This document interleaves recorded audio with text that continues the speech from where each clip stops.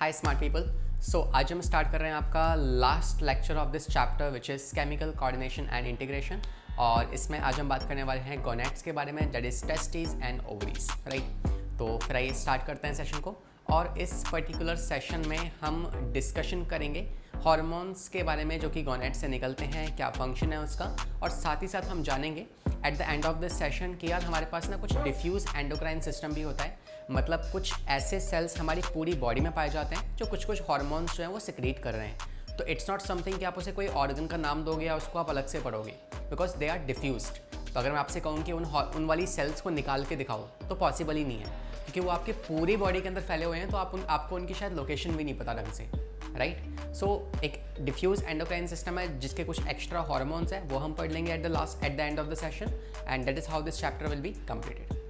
तो इस चैप्टर को कंप्लीट करने के बाद आपको एक सेशन मिलेगा विच इज़ डीपीपी सेशन, है ना। उस सेशन को ज़रूर अटेम्प्ट करना। अभी को फिलहाल स्टार्ट करते हैं हमारी आज की क्लास।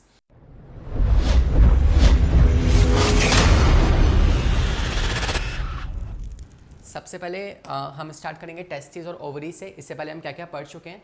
तो इफ़ यू रिमेंबर, तो हमने बात कर ली है आपके हाइपोथैलेमस के बारे में, पिट्यूटरी के बारे में और पाइनियल ग्लैंड के बारे में जो आपके ब्रेन में लोकेटेड थे।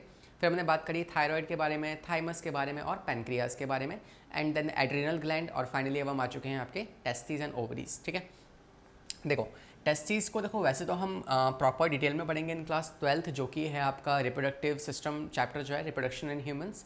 एज ऑफ नाउ हम क्या पढ़ रहे हैं सर? फिर अभी को हम ना सिर्फ हार्मोन्स पे डिस्कशन कर रहे हैं कि टेस्टिस कौन सा हार्मोन बनाती है, ओवरी कौन सा हार्मोन बनाती है। तो उसकी बात करते हैं। टेस्टिस की बात की जाए तो टेस्टिस जो है वो एक हार्मोन बनाती है जिसे आप कहते हो एंड्रोजन। बट पहले उस टेस्टिस में कौन है जो उस हार्मोन को बनाता है? तो टेस्टिस के पास होती है लेडिक सेल्स। ठीक है, टेस्टिस के पास क्या होती है? लेडिक सेल्स होती है। एंड दीज लेडिक सेल्स, इन्हीं को आप इंटरस्टिशियल सेल्स भी कहते हो।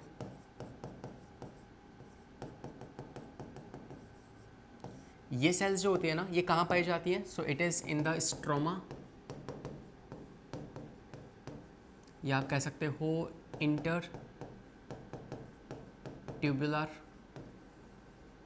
रीजन। ठीक है, टेस्टिस का वैसे देखो स्ट्रक्चर क्या होता है, मैं आपको हल्का फुल्का आइडिया दे रहा हूँ कि मान लो ये टेस्टी है, तो टेस्टिस के अंदर ना कुछ ऐसे लोब्स बने होते हैं, इन्हें हम कहते हैं टेस्टिकुलर लोब्यूल्स। इन टेस्टिकुलर लोब्यूल्स के अंदर अगर आप जाओगे तो व्हाट यू विल सी, इसके अंदर पतली पतली सी ट्यूब्स होंगी इस तरीके से। हर एक टेस्टिकुलर लोब्यूल में 2 से 3 ट्यूब्स होती है। ठीक है, और ये जो पतली पतली ट्यूब्स है, मान लो ये एक ट्यूब है, इस ट्यूब को अगर मैं आपके सामने लेके आऊँ, आपको आगे से दिखाऊं कि इसकी ट्यूब के अंदर क्या है, जैसे मैंने इसको काट दिया और मैं आपको आगे से दिखा रहा हूँ, तो आपको सर्कल दिखेगा। उस सर्कल के अंदर क्या है? उसके अंदर स्पर्म्स बन रहे होते हैं। ठीक है, तो अगर मैं आपको इस पूरे लोब का स्ट्रक्चर दिखाऊं, तो ये लोब का स्ट्रक्चर ना कुछ ऐसा होगा। ये लोब का स्ट्रक्चर है जिसके एक लोब के अंदर, ये पूरा जो लोब है, इस लोब के अंदर कितनी ट्यूब्स होती हैं? 2 से 3 ट्यूब्स होती है। तो मान लो मैंने एक ट्यूब बना दी, दूसरी ट्यूब बना दी और तीसरी ट्यूब बना दी। इसके अंदर कुछ सेल्स पाई जाएंगी जो स्पर्म प्रोडक्शन कर रही होंगी। लेकिन अगर आप गौर से देखें तो इस जो ट्यूब्स हैं, इन ट्यूब के बीच में जो स्पेस है उसे आप कहते हो इंटर ट्यूबुलर रीजन, और यहाँ पाई जाती हैं आपकी लेडिक सेल्स। जैसे मान लो ये एक लेडिक सेल हो गई, ये दूसरी लेडिक सेल हो गई, ये तीसरी लेडिक सेल हो गई, तो ये लेडिक सेल्स यहाँ पाई जाती हैं। ठीक है, तो अगर मैं इनकी लेबलिंग कर दूँ तो दीज आर सेमनीफेरस ट्यूब्यूल्स। ये आपको याद नहीं करना है, ये आप आगे पढ़ोगे क्लास 12th में। बट ये वो ट्यूब्यूल्स हैं जहाँ पे स्पर्म बनता है। ठीक है, और इसके बीच में ये क्या है? इंटर ट्यूबुलर रीजन, और इस रीजन के अंदर पाई जाती है हमारे important cells called as Leydig cells. और इन लेडिक सेल्स को इंटरस्टिशियल सेल्स भी कहते हैं, बिकॉज ये इंटरस्टिशियल स्पेस में पाई जा रही हैं। ठीक है, और ये वाली सेल्स हैं जो एक हार्मोन प्रोड्यूस करती हैं, and the name of the hormone is, ये कौन सा हार्मोन बनाती है? Called as androgen. ठीक है, ये एंड्रोजन नाम का हार्मोन जो है सिक्रीट करती है। एंड एंड्रोजन हार्मोन जो है ये एक तरह का स्टेरॉइड हार्मोन है। तो it is what? It is steroid male sex hormone. ठीक है, तो ये मेल सेक्स हार्मोन है। एंड्रोजन एक्चुअली क्या है? एक ना ग्रुप ऑफ हार्मोन है। ओके, सो रिमेंबर कि एंड्रोजन जो है वो कोई एक सिंगल हार्मोन नहीं है, it is the group of hormone, तो इट्स लाइक अ कैटेगरी। अब इस कैटेगरी में और बहुत सारे हार्मोन्स आते हैं, जैसे मैं आपको एक दो एग्जांपल दे रहा हूँ, ज़्यादा नहीं पढ़ने, एक दो ही पढ़ने, जैसे कि टेस्टोस्टेरोन। टेस्टोस्टेरोन जो है ये एक मेल सेक्स हार्मोन है, ठीक है। इसके अलावा डाई हाइड्रोक्सी एपी एंडोस्टेरोन, ठीक है। तो ये कुछ हार्मोन्स हैं जो एंड्रोजन की कैटेगरी के अंदर आते हैं। तो एंड्रोजन एक स्टेरॉइड हार्मोन है, सबसे इंपॉर्टेंट बात। इसमें कौन से हार्मोन्स आते हैं? टेस्टोस्टेरोन, डाईहाइड्रोक्सी, एंडोस्टेरोन, ये सारे हार्मोन्स इसके अंदर आते हैं, ठीक है। आइए अब हम लिखते हैं इसके फंक्शंस क्या होते हैं। ओके इसके अच्छा, ये एंड्रोजन जो है, ये टेस्टिस जो है, ये अपने हार्मोन कब निकालेगी कैसे पता? कभी निकालने का समय होगा ना, ये तो ना कि हर वक्त बनाई जा रही है टेस्टोस्टेरोन, तो there must be a specific time. तो इसको ऑर्डर आते हैं कहाँ से? ब्रेन से। तो ब्रेन में कौन सा ग्लैंड बैठा हुआ है? Master gland. तो पिट्यूटरी जो है इसके पास हार्मोन्स भेजती है FSH LH, और जैसे ही वो हार्मोन्स इसके पास पहुंचेंगे तभी अपने हार्मोन्स रिलीज करना स्टार्ट कर देगी। कौन? टेस्टिस, ठीक है। तो टेस्टिस के पास स्टिमुलस कहाँ से आता है ये हार्मोन निकालने का, एंड्रोजन को निकालने का? इसके पास स्टिमुलस आता है, तो इट रिसीव स्टिमुलस फ्रॉम, कहाँ से? From anterior pituitary. और वो कौन सा स्टिमुलस है? It receive stimulus that is LH। इसके पास ना LH के रिसेप्टर्स होते हैं टेस्टिस के पास, तो लेडिक सेल्स के पास it also has the LH receptors. यहाँ मैं लिख दे रहा हूँ अलग से, इट हैज़ LH रिसेप्टर्स। और आपको याद हो तो LH और FSH किसके हार्मोन्स थे? If you remember, so these were the hormones of anterior pituitary. तो आप कहोगे कि it receive the stimulus that is LH, receive करती है फ्रॉम एंटीरियर पिट्यूटरी, ठीक है। एंटीरियर पिट्यूटरी से ही अपने स्टिमुलस को रिसीव करते हैं, ये बात आपको पता होनी चाहिए। इसके अलावा अगर हम बात करें तो अब इसके फंक्शंस हम जान सकते हैं कि एंड्रोजन एक हार्मोन है, बॉडी में रिलीज होगा, क्या काम कर सकता है ये उसकी बात करते हैं। तो क्या फंक्शन होगा इसका? Let's write here. तो अगर हम फंक्शन की बात करें तो पहला काम होता है इसका कि ये बॉडी के अंदर जो सेकेंडरी सेक्सुअल ऑर्गन्स है ना, उन एसेसरी ऑर्गन्स को डेवलप करवाए। आपको पता है टेस्टिस के अंदर स्पर्म्स तो बन जाएंगे, लेकिन उन स्पर्म को बॉडी के बाहर लेके आना, इसके लिए क्या चाहिए? कुछ डक्ट्स चाहिए होंगी, तो वो डक्ट्स की डेवलपमेंट कौन करवाएगा? यही करवाएगा एंड्रोजन। तो it is responsible for the formation of secondary sexual organs, ठीक है, जैसे कि एपिडिडाइमिस, ठीक है, vas deferens, prostate gland, Cowper's gland, seminal vesicle.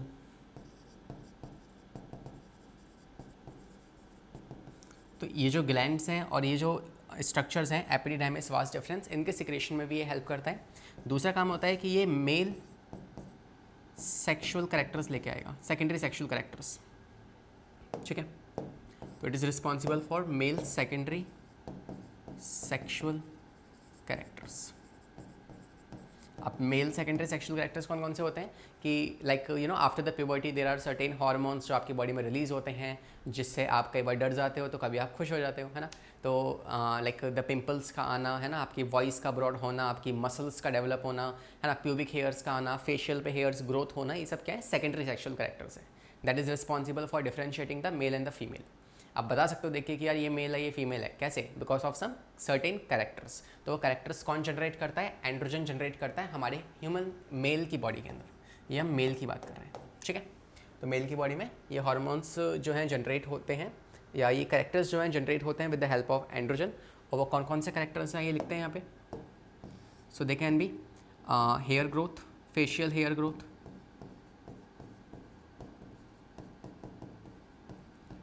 ठीक है, बियर्ड का आना, इसके अलावा मॉस्टैच का आना, ठीक है, मूँछों का आना, और इसके अलावा आप कह सकते हो कि चेस्ट हेयर और चेस्ट का ब्रॉड होना, ठीक है, मसल्स का डेवलप होना, इसके अलावा बॉयज़ में क्या होती है, जो उनकी वॉइस होती है ना, वो वॉइस की जो पिच है वो लो हो जाती है, तो लो पिच का जनरेट होना, ठीक है। इसके अलावा मसल्स डेवलपमेंट होना, बॉडी की ग्रोथ होना, प्यूबिक हेयर, ठीक है। अग्रेसिव होना, आपको पता है मेल थोड़े ज़्यादा अग्रेसिव होते हैं, अग्रेसिव इन नॉट सेंस के मतलब जब भी तुम उसे फटाफट से गुस्सा आ जाएगा, है ना, मेल को गुस्सा कम आता है वैसे, ठीक है। तो जनरली मेल्स अग्रेसिव होते हैं, मतलब दे आर लिटिल मस्कुलर, है ना, तो they are muscular, they can just hold the heavy weight, है ना, तो this kind of things males can do. और तो ये सब कौन करता है, ये सब जो है ये आपका एंड्रोजन ही करवाता है, and this is all about androgen. इतना अगर आपको पता है दैट्स मोर देन सफिशिएंट। और एक टर्म अगर आप जानना चाहो तो जान सकते हो एक्स्ट्रा में, दैट इज़ कैस्ट्रैक्शन। कैस्ट्रैक्शन क्या होता है? It is the surgical removal of testis, removal of testis, है ना, ये एक टर्म है जो दी जाती है। बाकी इसके बारे में डिटेल में आप पढ़ोगे in the chapter of human reproduction, वहाँ पे आप इसके बारे में और डिटेल में जानने वाले हो। तो होपफुली ये सारी बातें आपको समझ में आ गई हैं, एक बार गौर से देख लीजिए। फिर हम बात करते हैं ओवरी के बारे में। देखें भाई आगे। अच्छा, एक आध फंक्शन और यहाँ पे लिख लो, जैसे androgen is mainly responsible for the formation of sperm also, है ना। लिबिडो, लिबिडो क्या होता है? सेक्सुअल डिजायर्स का अराइज होना। तो ये सारे काम भी कौन करवाता है? यही करवाता है। तो दो फंक्शंस और लिख दे रहा हूँ, एक दो लिख दिए, तीसरा फंक्शन यहाँ लिख देता हूँ मैं, third is libido. Third is libido. Libido क्या होती है? सेक्सुअल डिजायर्स का अराइज होना, ठीक है। तो मेल्स में सेक्सुअल डिजायर्स कौन लेके आता है? लिबिडो, यही मतलब एंड्रोजन लेके आता है। और चौथा स्पर्मेटोजेनेसिस प्रोसेस जो होता है,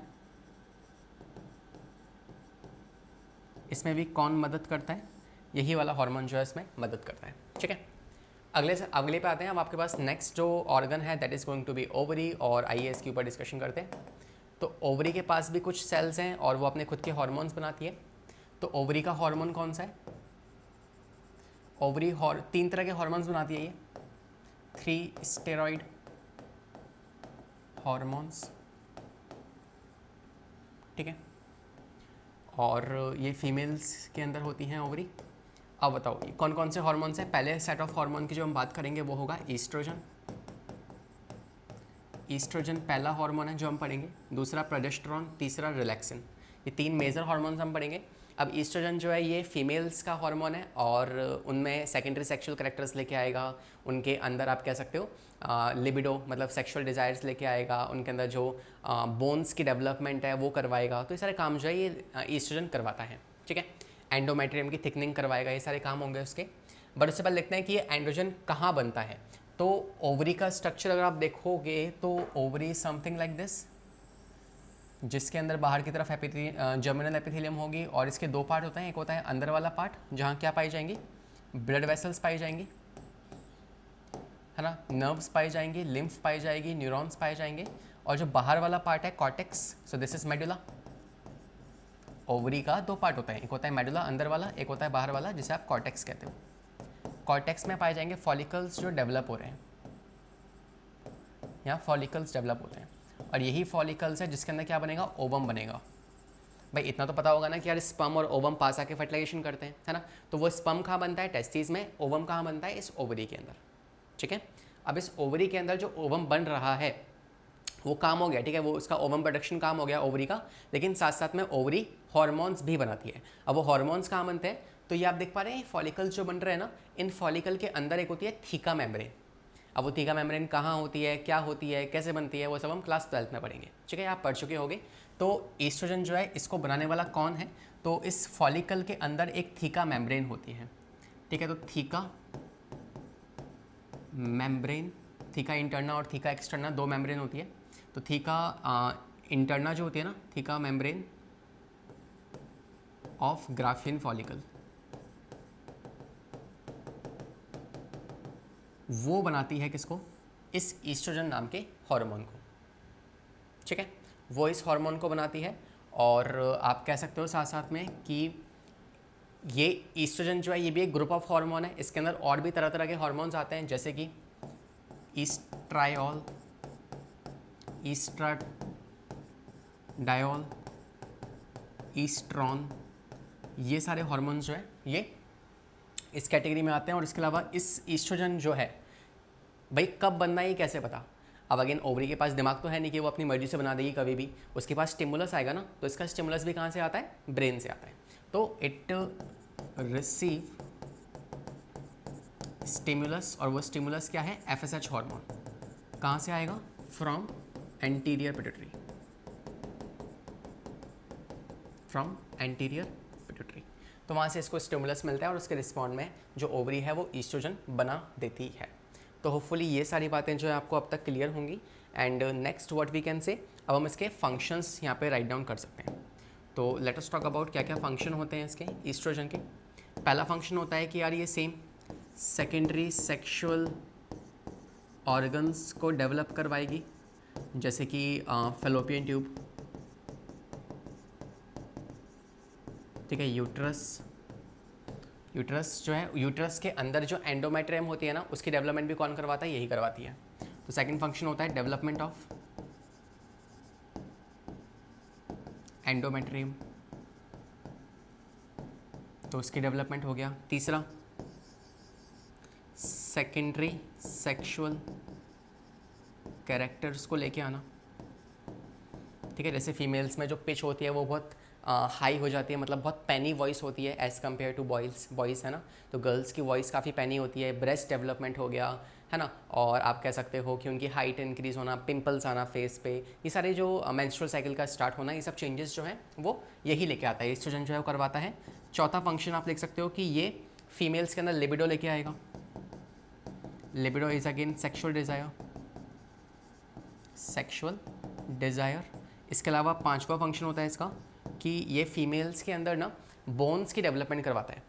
अगर फीमेल्स में प्रेगनेंसी के दौरान अगर बोन्स वीक हो रही हैं तो इसका मतलब ईस्ट्रोजन कम हो रहा है, और होता भी है। जनरली क्या होता है कि प्रेगनेंसी के अंदर ईस्ट्रोजन की रिक्वायरमेंट ज़्यादा होती है ताकि एंडोमेट्रियम जो है वो ठीक से डेवलप हो पाए।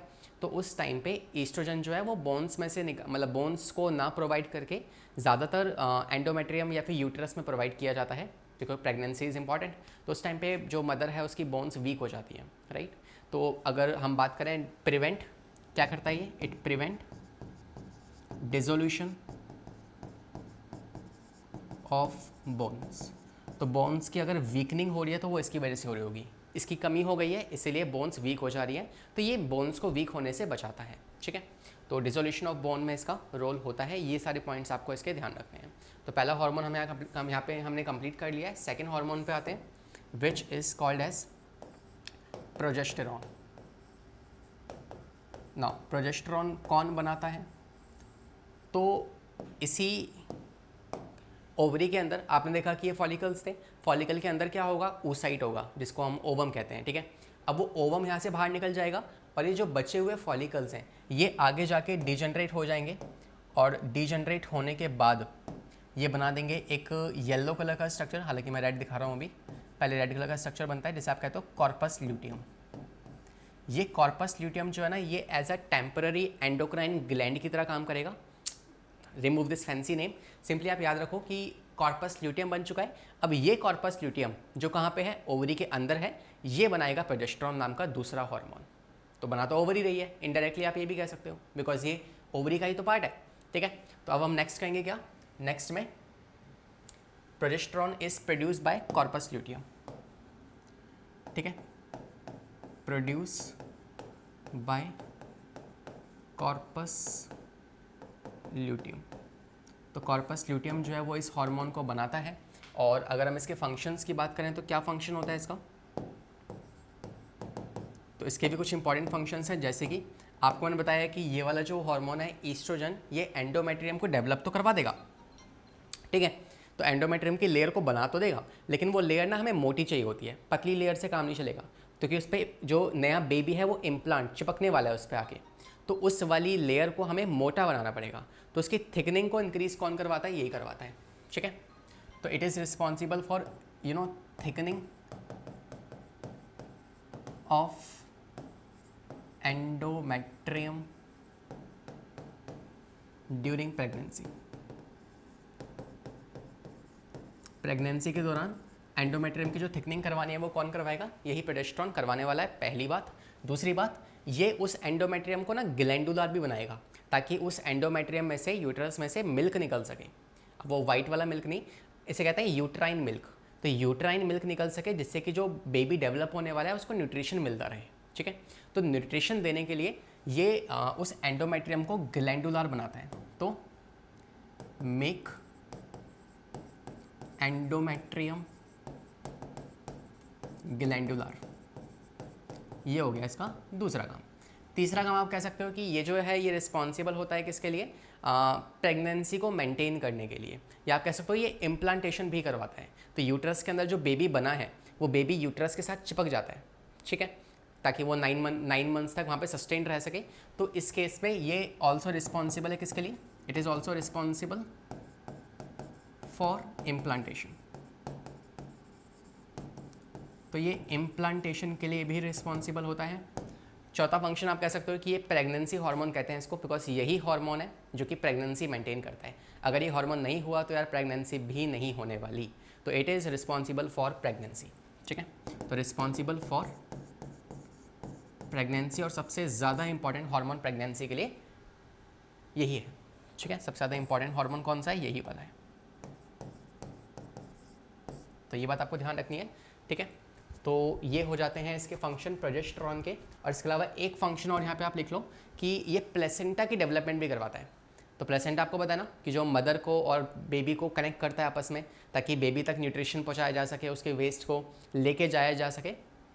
तो प्लेसेंटा की डेवलपमेंट भी यही करवाता है। तो it is also responsible for development of placenta. And not only that, सिर्फ ये काम नहीं है इसका, एक और काम आप यहाँ पे लिख सकते हो, वो ये है कि यार जो पार्चुरेशन हो जाएगा, एक बेबी की डिलीवरी हो गई, उसके बाद स्टिल कहानी ख़त्म नहीं होती। उसके बाद भी उस बेबी को नरिशमेंट देने के लिए एक मदर के अंदर प्रोसेस चलता है जिसे आप कहते हो लैक्टेशन, मतलब ब्रेस्ट फीडिंग, जहाँ पे एक बेबी को मदर मिल्क पिलाती है, राइट। तो वो जो प्रोसेस है लैक्टेशन के अंदर, वहाँ पे भी इस हार्मोन का इंपॉर्टेंट रोल है, बिकॉज मदर के अंदर जो मिल्क की प्रोडक्शन करवानी है, उस प्रोडक्शन में भी ये हार्मोन रिस्पॉन्सिबल है, ठीक है। तो मेमरी ग्लैंड्स के अंदर कुछ एल्वोलाई होती है। तो if like for example this is a mammary gland, तो इस मेमरी ग्लैंड में क्या होंगे, छोटी छोटी सी एल्वोलाई होंगी, जिन एल्वोलाई के अंदर बनता है मिल्क। तो उन एल्वोलाई की डेवलपमेंट कौन करवाएगा, यही वाला हार्मोन, ठीक है। तो it is also responsible for development, या we can say it increases the number of alveoli, ठीक है। क्या करता है ये, it increases number of alveoli in mammary glands, और साथ ही साथ प्रोडक्शन ऑफ मिल्क में भी हेल्प करवाता है। And also help in production of milk. तो मिल्क के प्रोडक्शन में भी इसका रोल होने वाला है। इसके अलावा तीसरा हार्मोन जो हमारे सामने आता है, that is going to be relaxin. Now sir, अब रिलैक्सिन का क्या रोल है? तो रिलैक्सिन जो है ये एक अगेन इंपॉर्टेंट हार्मोन है, और ये क्या करता है, जब एक बेबी का पार्चुरेशन होने वाला है, मतलब वो अपनी बॉडी से बाहर निकलने वाला है, फीमेल की बॉडी से बाहर निकलने वाला है, तो फीमेल की बॉडी में जो ओपनिंग होती है ना, उस ओपनिंग को ब्रॉड करवाने के लिए ये हार्मोन रिस्पॉन्सिबल है। नाम ही है रिलैक्सिन। तो ये प्यूबिक सिम्फाइसिस को रिलैक्स करवा देता है, मतलब जो प्यूबिक वाला रीजन है ना, जहाँ से एक बेबी बाहर आएगा, उस रीजन को ये वाइड करवा देगा, रिलैक्स करवा देगा। तो ये कौन रिलीज़ करता है? सेम ओवरी ही रिलीज़ करती है। ओवरी में कौन? वही कॉर्पस ल्यूटियम। तो ओवरी के अंदर कॉर्पस ल्यूटियम जो है वो इस रिलैक्सिन नाम के हार्मोन को रिलीज़ करेगा। So it is produce by corpus luteum, लेकिन कब? At the late of pregnancy, in late of pregnancy, ठीक है। प्रेगनेंसी के लास्ट वाले टाइम पे, लास्ट पीरियड में, जब प्रेगनेंसी ख़त्म होने वाली होगी, तो उस टाइम पे ये हार्मोन रिलीज़ होगा। और इसके फंक्शंस क्या होंगे? तो आप कहोगे इट वाइडन द सर्विक्स, ये सर्विक्स को वाइडन कर देगा, और जो प्यूबिक पेल्विक लिगामेंट जो होता है उसको हल्का सा रिलैक्स करवा देगा। तो एंड रिलैक्सेस पेल्विक लिगामेंट।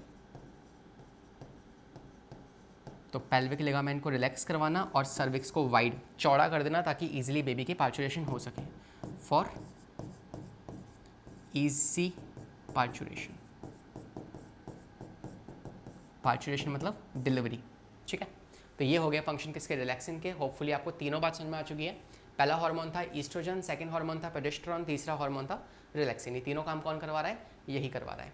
इसके अलावा एक हार्मोन और है जिसे आप कहते हो जैसे आप प्लेसेंटा पढ़ोगे तो प्लेसेंटा से भी कुछ कुछ हार्मोन्स निकलते हैं। तो प्लेसेंटा को आप कोई एक तरीके से ऑर्गन नहीं कहोगे, इट्स जस्ट अ पार्ट जो कि कुछ समय के लिए बन रहा है, ठीक है। तो प्लेसेंटा को आप एक तरीके से टेम्पररी एंडोक्राइन ग्लैंड कह सकते हो, जिससे कुछ हार्मोन्स निकलेंगे। आइए उसको भी यहाँ से साथ में ऐड कर लेते हैं। तो आई डोंट हैव स्पेस, तो मैं इसको अरेज कर दे रहा हूँ और यहाँ बनाते हैं। तो एक हम पढ़ रहे हैं एक्स्ट्रा, क्या, दैट इज प्लेसेंटा। प्लेसेंटा को आप क्या कहते हो, यू से it temporary endocrine gland,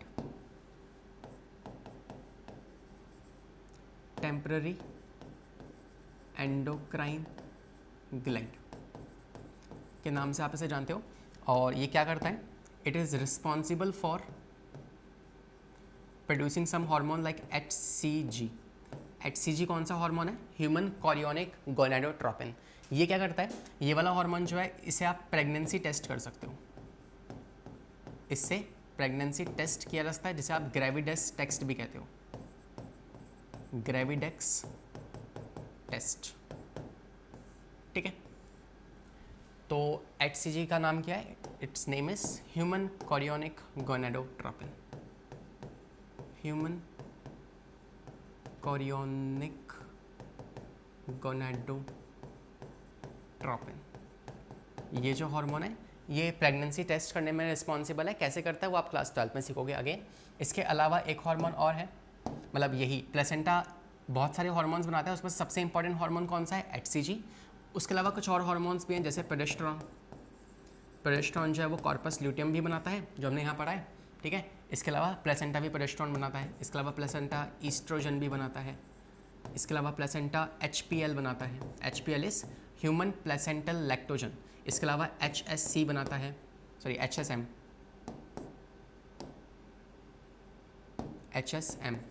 human chorionic सोमैटोमेमोट्रोपिन, ये वाला हार्मोन बनाता है। इसके अलावा रिलैक्सिन हो गया, ये सारे हार्मोन्स भी कौन बनाता है, आपका प्लेसेंटा ही फॉर्म करता है, ठीक है। तो दिस इज़ ऑल्सो समथिंग जो मैंने आपको मेंशन कर दिया है। अब हम आ सकते हैं आपके नेक्स्ट वाले पार्ट पे। तो हमने गोनेट से जो जो हार्मोन्स बन सकते थे वो सारे हार्मोन्स हमने सीख लिए हैं। लेडिक सेल से कौन सा बनता है, एंड्रोजन पहला हार्मोन। दूसरा ओवरी से बनने वाला पहला हार्मोन कौन सा है, ईस्ट्रोजन। फिर नेक्स्ट प्रोजेस्टेरॉन और तीसरा रिलैक्सिन। और प्लेसेंटा से कौन कौन से हार्मोन्स बनते हैं वो हमने यहाँ पे देख लिए हैं, ठीक है। नेक्स्ट हम बात कर सकते हैं कुछ एंटागोनिस्टिक हार्मोन की। हालांकि मैं सभी सेशंस में आपको ये वर्ड बार बार रिपीट करता हुआ बोलता आया हूँ कि एंटागोनिस्टिक एंटागोनिस्टिक एंटागोनिस्टिक क्या मतलब होता है इसका, ऐसे वाले हार्मोन जो एक दूसरे से ऑपोजिट काम करें। याद रिमेंबर ऐसे कौन कौन से हार्मोन्स थे, पेयर ऑफ हार्मोन्स जो एक दूसरे से ऑपोजिट काम करते हों। जैसे मिसाल के तौर पे पहला एग्जांपल है एक हार्मोन का जिसे आप कहते हो इंसुलिन। इंसुलिन भैया किधर जा रहे हो, इंसुलिन एंड ग्लूकागॉन। ग्लूकागॉन, ठीक है। ये दो हार्मोन्स आपको पता है, इंसुलिन जो है ये बॉडी के अंदर ब्लड के अंदर ग्लूकोज लेवल कम करता है, वहीं पे ग्लूकागॉन जो होता है वो ग्लूकोज लेवल को इंक्रीज करता है, ठीक है। तो एक दूसरे से ऑपोजिट काम कर रहे हैं। ऐसे एक हार्मोन था आपका पैराथायरॉयड हार्मोन और एक था कैल्सिटोनिन। ये दोनों हार्मोन भी कैसे होते हैं, कैल्सिटोनिन जो होता है it is release by thyroid gland and parathyroid gland से कौन सा निकलता है, पैराथायरॉयड हार्मोन। दोनों ही कैसे हैं आपस में एक दूसरे से ऑपोजिट है ना। पैराथायरॉयड हार्मोन जो है ये ब्लड के अंदर कैल्शियम लेवल इंक्रीज करता है और वहीं पे जो कैल्सिटोनिन होता है ये आपके ब्लड के अंदर कैल्शियम लेवल को डिक्रीज करता है। तो ये एक दूसरे से ऑपोजिट काम कर रहे हैं। तीसरा हमने पढ़ा था आपका MSH एंड मेलाटोनिन। ये दोनों हार्मोन्स भी कैसे हैं आपस में, एंटागोनिस्टिक हैं। Because MSH melanocyte stimulating hormone ये बॉडी के अंदर आपको पता है डार्कनिंग के लिए रिस्पॉन्सिबल है ना, स्किन को डार्क करता है। वहीं पे मेलाटोनिन जो होता है ये लोअर वर्टिब्रेट्स में स्किन की लाइटनिंग के लिए रिस्पॉन्सिबल है। तो दोनों के ऑपोजिट काम है, इन्हें कहते हैं एंटागोनिस्टिक हार्मोन्स जो कि ऑपोजिट फंक्शन करते हैं, ऑपोजिट फंक्शंस। वहीं पे कुछ होते हैं आपके सिनर्जेटिक हार्मोन्स जिनका कॉम्प्लीमेंट्री फंक्शन होता है, कॉम्प्लीमेंट्री फंक्शन, मतलब एक जैसा काम करेंगे लेकिन हार्मोन्स अलग अलग हैं। फॉर एग्जांपल, पहला हार्मोन आपने पढ़ा होगा आपका जैसे थायरॉक्सिन हार्मोन, ग्रोथ हार्मोन और इंसुलिन। तीनों ही हार्मोन्स जो हैं ये बॉडी के अंदर ग्लूकोज की मात्रा इंक्रीज करते हैं या बॉडी के पार्ट्स की ग्रोथ करवाते हैं। तो कौन कौन सा? GH which is growth hormone, या फिर इंसुलिन, या फिर थायरॉक्सिन। ठीक है, थायरॉक्सिन में T3 या फिर T4। तीनों ही हार्मोन्स कैसे हैं? जो कि ग्रोथ के लिए रिस्पॉन्सिबल हैं। दूसरा एग्जाम्पल सुनो, जैसे प्रोजेस्टेरॉन, ईस्ट्रोजन, रिलैक्सिन, ठीक है, ऑक्सीटोसिन। ये सारे हार्मोन्स क्या हैं? ये सभी हार्मोन्स जो हैं एनी हाउ प्रेगनेंसी में हेल्प करते हैं। तो ये सभी कैसे हैं आपस में? कॉम्प्लीमेंट्री फंक्शन क्या है? इन सबका सिमिलर फंक्शन होगा तभी तो एक ही काम परफॉर्म कर रहे हैं, प्रेगनेंसी। तो ये भी कैसे हैं आपके सिनर्जेटिक हार्मोन्स है। तो अगर क्वेश्चन आ जाए कि give the examples of synergetic hormones या फिर एंटागोनिस्टिक हार्मोन्स, तो ये हार्मोन्स के एग्जांपल आप दे सकते हो। नेक्स्ट हम बात करते हैं फीडबैक मैकेनिज्म के बारे में। ठीक है, एक टॉपिक है हल्का सा छोटा सा आपके एनसीईआरटी में which is called as feedback mechanism, जो आपको बताता है कि यार कभी अगर बॉडी के अंदर किसी हार्मोन का एक्सेस प्रोडक्शन हो जाए, जैसे मान लो थायराइड ग्लैंड है ना, उसने बहुत ज़्यादा मात्रा में T3 T4 नाम का हार्मोन बना दिया। अब क्या? तो इस कंडीशन में आपके थायराइड ग्लैंड से कुछ नेगेटिव सिग्नल्स जाएंगे किसके पास? ब्रेन के पास। ठीक है, और वहाँ पे जो ब्रेन होगा वो इन हार्मोन्स को प्रोड्यूस करवाने के लिए जो एंटीरियर पिट्यूटरी से हार्मोन निकलवाता था, जैसे थायराइड ग्लैंड से हार्मोन निकलवाने हैं तो पहले सिग्नल्स कहाँ से आते हैं? पिट्यूटरी से आते हैं। कौन से वाले? TSH वाले, है ना, थायराइड स्टिमुलेटिंग हार्मोन। तो उन हार्मोन्स को कम कर देगा ताकि थायराइड के पास भी सिग्नल्स कम पहुँचें और थायराइड अपना हार्मोन फिर कम बनाए। ठीक है भाई, ये बात आपको पता है ना कि यार पिट्यूटरी ग्लैंड जो होता है वो मास्टर ग्लैंड है, मतलब वो कंट्रोल कर सकता है कि यार थायराइड ग्लैंड कितना हार्मोन बनाएगा कितना नहीं बनाएगा। मान लो पिट्यूटरी ने अपना हार्मोन्स भेज दिया, कौन सा? TSH वाला, तो इसके रिस्पॉन्स ने थायराइड ग्लैंड ने क्या किया? T3 और T4 बना दिया बहुत सारा। अब मान लो ये एक्सेस हो गया, अब इसके एक्सेस होने की वजह से क्या होगा? यही वाले हार्मोन से एक नेगेटिव फीडबैक जाएगा किसके पास? पिट्यूटरी के पास और हाइपोथैलेमस के पास। बिकॉज इसके पापा कौन है? इसके पापा तो ऊपर है, हाइपोथैलेमस। तो पापा से शिकायत करनी पड़ेगी ना, इतना ज़्यादा हार्मोन क्यों बना रहे हो? ठीक है, तो यहाँ से गया नेगेटिव फीडबैक, इसके रिस्पॉन्स ने इसने इसको फटकार लगाई, बदले में इसने अपना हार्मोन कम कर दिया और फिर यहाँ से ये वाले हार्मोन भी कम हो जाएंगे। ये होता है नेगेटिव फीडबैक मैकेनिज्म जो बचपन से हमारे साथ होता है ना। तो यू कैन सी हाइपोथैलेमस ने क्या किया? TRH निकलवाया, थायराइड रिलीजिंग हार्मोन, है ना, और वहाँ से फिर एंटीरियर पिट्यूटरी ने क्या निकलवा दिया? TSH which is thyroid stimulating hormone. फिर ये गया किसके पास? थायराइड के पास, थायराइड ने निकाल दिया T3 T4। लेकिन मान लो ये प्रोसेस होते जा रहा है, मतलब यहाँ से क्या हो रहा है? इसका एक्सेस प्रोडक्शन हो गया, तो इसके एक्सेस होने की वजह से फिर यहाँ से नेगेटिव फीडबैक जाएगा हाइपोथैलेमस के पास और एंटीरियर पिट्यूटरी के पास, जिससे फिर ये हार्मोन्स बनना कम हो जाएंगे। इसे कहते हैं नेगेटिव फीडबैक मैकेनिज्म। ऐसी पॉजिटिव फीडबैक होता है कि मान लो अगर इसकी कमी हो रही है तो ये पॉजिटिव फीडबैक भेजेंगे और बदले में ये हाइपोथैलेमस अपने हार्मोन ज़्यादा बनाएगा, तो एंटीरियर पिट्यूटरी अपने हार्मोन और ज़्यादा बनाएगा, तो फिर इस थायराइड से और हार्मोन्स बन जाएंगे। तो ऐसे पॉजिटिव और नेगेटिव फीडबैक जो है काम करते हैं। एक एग्जांपल और देख लो, ये आपका ACTH-RH है, एड्रेनोकॉर्टिकोट्रोपिन हार्मोन रिलीजिंग हार्मोन, जो किसने बनाया? हाइपोथैलेमस ने। उससे एंटीरियर पिट्यूटरी ने अपना हार्मोन बना दिया, कौन सा वाला? ACTH, adrenocorticotropin hormone. फिर वो गया एड्रीनल कॉर्टेक्स पे काम किया, क्या निकलवाया? कॉर्टिसोल। कॉर्टिसोल मान लो एक्सेस में हो गया, तो कॉर्टिसोल जो है वो नेगेटिव फीडबैक भेजेगा इन दोनों के पास और बदले में इनका प्रोडक्शन कम हो जाएगा। सिंपल, ईजी है। तो ये होता है नेगेटिव मैकेनिज्म। होपफुली आपको समझ में आ चुका है। और हमारे इस चैप्टर की लास्ट स्लाइड है आपके सामने, कुछ बातें मैंने लिखी हैं जो थोड़ी सी इंपॉर्टेंट है, इसको आपको एनी हाउ याद ही करना पड़ेगा, कुछ समझाने जैसा नहीं है इसके अंदर, तो इस स्लाइड को आपको लर्न करना है। एनी हाउ आने वाले चैप्टर्स में आप इनके बारे में, सबके बारे में जानोगे, बट एज ऑफ नाउ मैं बता दे रहा हूँ आपको कि डेली हमारी बॉडी के अंदर कितना आयोडीन चाहिए होता है। हमारी बॉडी में डेली आयोडीन की रिक्वायरमेंट होती है 125 से 150 माइक्रो मिलीग्राम पर डे, इतना हमारी बॉडी में आयोडीन बनना चाहिए, ठीक है, या हमें लेना चाहिए। सेकंड, थायराइड हार्मोन जो है किसके लिए रिस्पॉन्सिबल है? मेटामॉर्फोसिस। मेटामॉर्फोसिस इन फ्रॉग। तो फ्रॉग में जो टेडपोल होता है, टेडपोल एक बड़े फ्रॉग में सिर्फ तभी कन्वर्ट हो सकता है जब उसके अंदर थायराइड हार्मोन बनेगा। अगर वो नहीं बन रहा है तो टेडपोल जो है वो फ्रॉग में कन्वर्ट नहीं हो पाएगा। तो थायराइड हार्मोन इज इंपॉर्टेंट। और थायराइड के बनने के लिए क्या चाहिए होता है, आयोडीन चाहिए होता है, ठीक है। नेक्स्ट साइमंस डिसीज़ क्या होती है, ये मैंने आपको पढ़ाया था कि अगर मान लो आपकी पिट्यूटरी जो मास्टर ग्लैंड है, जो आपकी बॉडी के सभी ग्लैंड्स को कंट्रोल करती है, अगर उस वाले ग्लैंड में की एट्रोफी हो जाए, मतलब वो ग्लैंड मर जाए, तो अगर मान लो आपकी बॉडी के अंदर पिट्यूटरी ग्लैंड नहीं है, सो इन दैट केस कौन सी डिसीज़ हो जाएगी, साइमन डिसीज़, ठीक है।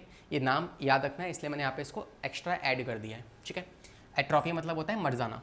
Next other organs production hormone, कुछ ऐसे हार्मोन्स हैं जो आपको मैंने बताया था, है ना, जिसे कहते हैं डिफ्यूज एंडोक्राइन सिस्टम। तो हमारी बॉडी में कुछ जगहों पे ऐसी सेल्स पाई जाती हैं जो कुछ कुछ हार्मोन्स बनाती रहती है। अब वो सेल कहीं भी हो सकती है, ठीक है।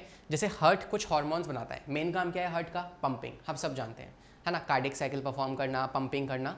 लेकिन इसके अलावा हार्ट कुछ हार्मोन भी बनाता है। कौन कौन से, जैसे ANF is a hormone which is produce by heart. कौन सा, एट्रियल नाइट्रियूरेटिक फैक्टर। तो ये एक हार्मोन है जो आपका हार्ट होता है ना, उसके राइट एट्रियम वाला जो चैम्बर होता है वहाँ से निकलता है एक हार्मोन जिसे आप कहते हो ANF, ठीक है। क्या करेगा ये, अगर बॉडी के अंदर BP का लेवल हाई हो रखा है तो उस BP के लेवल, हाई BP को डिक्रीज कर देगा, ठीक है। और किडनी में भी जो है प्रोडक्शन जो है कम कर देगा। तो ये काम होता है किसके, हार्ट के हार्मोन का, कि अगर बॉडी में BP ज़्यादा है तो उस BP को कम कर देना। नेक्स्ट लिवर कुछ हार्मोन्स बनाता है, जैसा एंजियोटेंसिन हार्मोन। ये अगर आपकी बॉडी के अंदर जो लो BP है तो उस लो BP को इंक्रीज कर देगा, ठीक है। तो जब आपकी बॉडी में BP लो हो रखा है तो ये BP को बढ़वाने के लिए रिस्पॉन्सिबल है। तो ये भी कैसे आपस में एंटागोनिस्टिक है, ठीक है, मतलब ये नहीं, इनके हार्मोन्स जो है आपस में एंटागोनिस्टिक है। इसके अलावा किडनी से कुछ हार्मोन निकलते हैं, जैसे इरेथ्रोपोइटिन, जो कि RBC की फॉर्मेशन के लिए रिस्पॉन्सिबल है। RBC की प्रोडक्शन जो है कौन करवाता है, किडनी से निकलने वाले कुछ हार्मोन्स, इरेथ्रोपोइटिन। ऐसी GIT क्या होता है, गैस्ट्रो इंटेस्टाइनल ट्रैक, मतलब जो भी आपके एलिमेंट्री कैनाल है इनमें अलग अलग जगहों पे कुछ कुछ हार्मोन्स पाए जाते हैं और वो हार्मोन्स अलग अलग डाइजेस्टिव रोल प्ले करते हैं, जैसे कि गैस्ट्रिन, एंटेरोगैस्ट्रिन, ड्यूरोक्राइनिन, सिक्रेटिन, कोलियोसिस्टोकाइनिन और एंटेरोक्राइनिन। ये कुछ सेट ऑफ हार्मोन्स है जिसकी डिटेल आप पढ़ते हो डाइजेस्टिव सिस्टम वाले चैप्टर में, लेकिन NMC के सिलेबस के अकॉर्डिंग अभी वो कट चुका है सिलेबस में से, तो आपको इनके फंक्शन भी नहीं पढ़ने हैं, बस आप इन हार्मोन्स के नाम याद रख लीजिए, ठीक है। डन है, तो भाई हमने चैप्टर कर लिया है हमारा कंप्लीट और समय आता है कुछ सवाल जवाब करने का। तैयार हो, करें कुछ सवाल जवाब। पहला सवाल आपके सामने, बताइए क्या होगा इसका जवाब। टेक सम टाइम, ध्यान से सोचो सवाल के बारे में, फिर हम साथ में कोशिश करेंगे कि हम इसका जवाब सीख पाएँ, ठीक है। होपफुली वीडियो को पॉज किया होगा आपने, सवाल का जवाब लगाया होगा। आइए देखते हैं क्या जवाब है इसका। कह रहा है which one of the following pair correctly matches the hormone with the disease resulting from its deficiency. तो कौन सा हार्मोन है जिसकी डेफिशिएंसी से डिसीज़ हो जाती है। तो क्या ल्यूटेनाइजिंग हार्मोन मतलब LH हार्मोन की कमी की वजह से ओवुलेशन जो है वो फेल हो सकता है। सेकंड कह रहा है कि इंसुलिन की कमी से डायबिटीज़ इंसिपिडस हो सकती है। थायरॉक्सिन की कमी से टेटनी या पैराथायरॉयड की कमी से डायबिटीज़ मेलाइटस। तो भाई डायबिटीज़ मेलाइटस तो ADH की कमी से होता है, ये छोड़ दो। डायबिटीज़ इंसिपिडस ADH की कमी से होता है, तो ये छोड़ दो। और डायबिटीज़ मेलाइटस क्यों होता है, इंसुलिन की वजह से, ये भी छोड़ दो। इसके अलावा अब ल्यूटेनाइजिंग हार्मोन अगर LH नहीं होगा ना तो ओवुलेशन नहीं हो पाएगी और ओवुलेशन का फेलियर हो जाएगा। That means option number A is the correct answer, ठीक है। अगले सवाल पे आते हैं। कह रहा है which of the following pair are correctly match resulting in its deficiency. तो डेफिशिएंसी से कौन सा वाला सही मैच हो रखा है आपको ये बताना है। तो कह रहा है रिलैक्सिन से जाइलेंटिज्म होगा, नहीं। जाइलेंटिज्म किससे होता है, ग्रोथ हार्मोन से। नेक्स्ट प्रोलैक्टिन जो है उससे क्रेटिनिज्म हो जाएगा, नहीं। प्रोलैक्टिन से तो मिल्क प्रोडक्शन होता है, कोई रोल ही नहीं है क्रेटिनिज्म का। नेक्स्ट कह रहा है कि क्या इंसुलिन से डायबिटीज़ इंसिपिडस होती है, नहीं। इससे क्या होता है, डायबिटीज़ मेलाइटस होती है। तो पैराथायरॉयड हार्मोन की कमी से क्या होता है, टेटनी होता है। That means C is the correct answer. अगला सवाल, एड्रेनलिन डेफिशिएंसी या डायरेक्टली अफेक्ट्स ऑन। सोचो, ऑप्शंस आपके सामने, सोचो क्या होगा आंसर। कह रहा है कि adrenaline directly affects on SA node, B cells of Langerhans, dorsal root of spinal nerves या फिर एपिथेलियल सेल्स ऑफ स्टमक। तो एड्रिनल ग्लैंड जो होता है ना, ये ऐसे नोड पे काम करेगा और फिर आपकी हार्ट बीट को इंक्रीज करवा देगा, ठीक है। This is the function. Next बात करते हैं, mainly which type of hormone control the menstrual cycle. Humans में मेंस्ट्रुअल साइकिल कंट्रोल करने वाला कौन सा हार्मोन है। वैसे आप जानते हो एक नहीं है, बहुत सारे हैं, है ना, but still let's talk about it. तो FSH, LH या फिर ईस्ट्रोजन, प्रोजेस्टेरॉन। तो FSH, LH और ईस्ट्रोजन तीनों ही क्या हैं आपको पता है कि they are responsible for maintaining the menstrual cycle, ठीक है। या इनफैक्ट आप कह सकते हो प्रोजेस्टेरॉन भी आप कह सकते हो, ठीक है, प्रोजेस्टेरॉन, बिकॉज प्रोजेस्टेरॉन बॉडी के अंदर नहीं बनेगा तो क्या हो जाएगा, प्रोजेस्टेरॉन अगर कॉर्पस ल्यूटियम से नहीं बनेगा तो प्रोजेस्टेरॉन का लेवल कम हो जाएगा और उसकी लेवल कम होने की वजह से एंडोमेट्रियम शेड हो जाएगी and that is how you can see कि ब्लीडिंग हो जाएगी या मेंस्ट्रुअल साइकिल हो जाएगी, तो it is also responsible for that. Next, secretion of progesterone by corpus luteum, कौन बनाता है प्रोजेस्टेरॉन को, corpus luteum, is initiated by, तो सिंपल सा आंसर है LH। आपको पता है कि ये कॉर्पस ल्यूटियम है, इस पे एंटीरियर पिट्यूटरी से कौन आता है, LH आता है, उसके रिस्पॉन्ड में प्रोजेस्टेरॉन बन जाता है। अगर ध्यान से सुनोगे लेक्चर को तो मिलेगा आपको, है ना, मैंने बोला था, देखो प्रोजेस्टेरॉन जो है कैसे बनता है, on the stimulus of LH। उप्स, मैंने नहीं लिखा गया यहाँ पे, कोई नहीं है ना, यहाँ पे ऐड कर लो फटाफट से जिसने नहीं लिखा है। हमने कहीं तो लिखा था LH के बारे में, आई रिमेंबर, अच्छा LH हमने यहाँ लिख लिया है ना, मेल वाले में लिख लिया।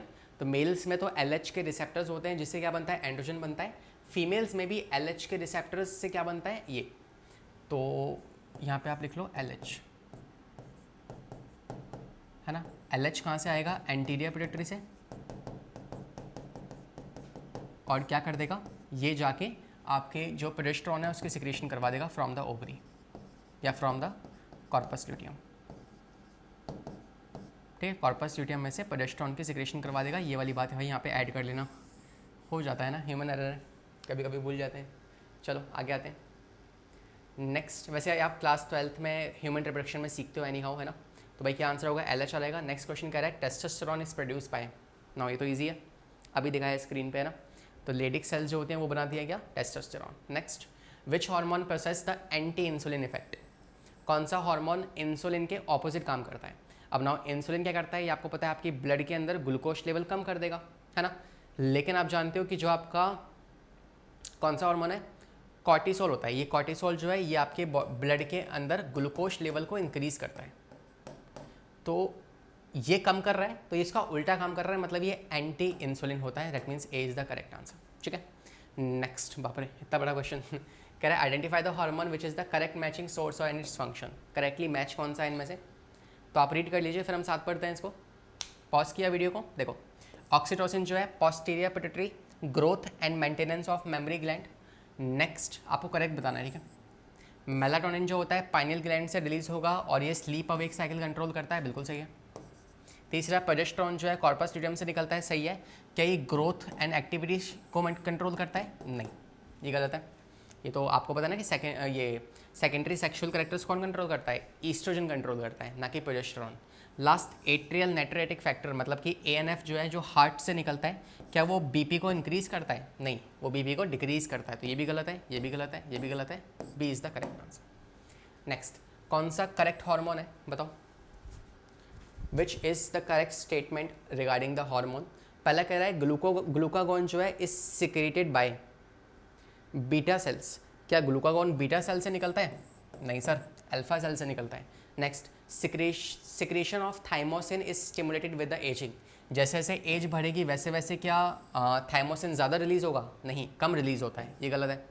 फीमेल्स में FSH bind first with the specific receptor in the ovary membrane, ये सही है। आपको पता है FSH, LH ये सब क्या है, स्टार्टिंग की 2 कैटेगरी से बिलोंग करते हैं। कौन सी 2 कैटेगरीज थी, अमाइनो एसिड वाले हार्मोन्स और दूसरे पेप्टाइड हार्मोन्स। तो ये पेप्टाइड हार्मोन्स की कैटेगरी में आता है FSH, और पेप्टाइड हार्मोन्स जितने भी होते हैं उन सब के रिसेप्टर्स कहाँ होते हैं, सेल मेम्ब्रेन पे, that means this is correct, okay.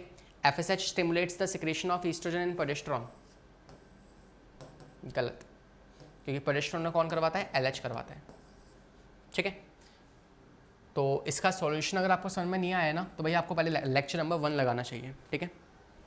Next कह रहा है which of the following statement is correct relation with endocrine system, कौन सा सही है, आपको ये बताना है कौन सा सही रिलेशन है।